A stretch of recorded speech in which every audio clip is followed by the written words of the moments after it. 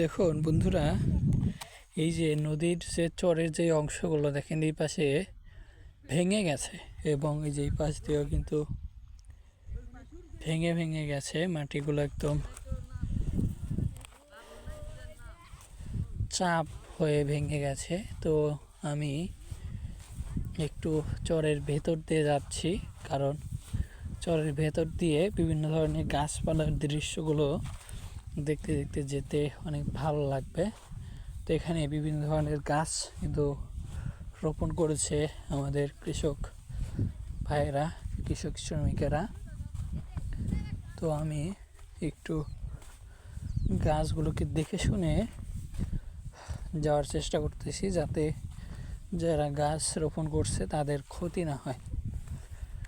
তো আসলে এই চরে যারা বসবাস করে, চরের পাড়ে যারা বসবাস করে, তাদের জীবনযাপন কিন্তু খুবই সাধারণ হয়ে থাকে, আর তাদের এই জীবনযাপন বেশ কষ্টেরও হয়ে থাকে।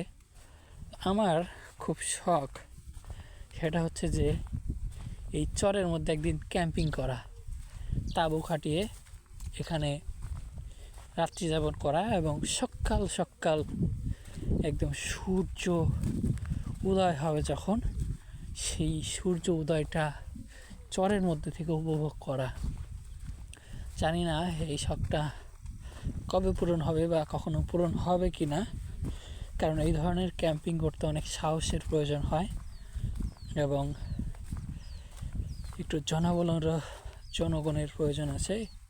আমার আসলে সেই ধরনের জনবল নাই যারা আমার সাথে এরকম ক্যাম্পিংয়ে যুক্ত হতে পারে। আর এরকম চরের মধ্যে আসলে ক্যাম্পিং করে থাকাও, যেটা বললাম, একটা সাহসের ব্যাপার, কারণ এখানে কিন্তু বিভিন্ন ধরনের হিংস্র প্রাণী এসে আক্রমণ করতে পারে। তো আমি চলতে চলতে একদম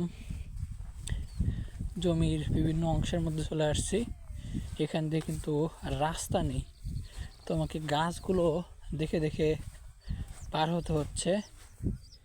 এটা একটু কষ্টদায়ক, যেহেতু অন্যের জমির গাছ নষ্ট হলে তার ক্ষতি হবে এবং এই ক্ষতিটার জন্য আমার কিন্তু পরবর্তী জীবনে জবাবদিহি করতে হতে পারে।